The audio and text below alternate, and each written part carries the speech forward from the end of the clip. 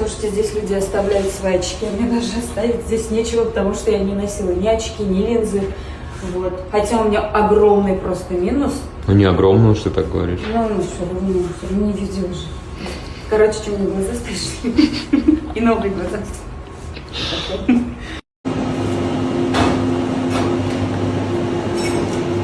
Разговаривать можно? Да, конечно. Если бы могла набрать. Водить бы.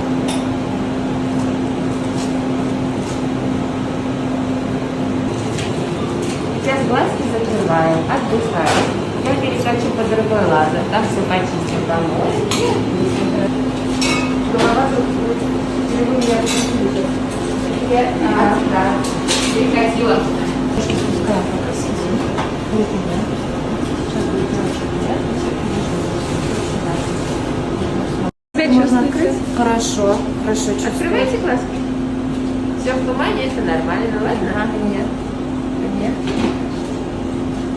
Все? Можно вставать? Ага. Подножки смотрим, выходим, входим. Спасибо большое вам.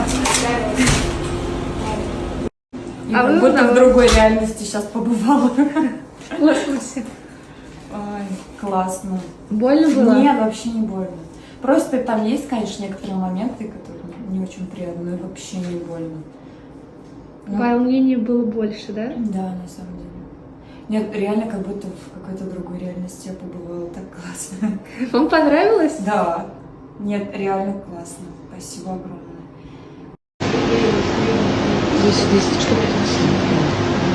Чтобы я только вот это снимала? Или что? Да, все.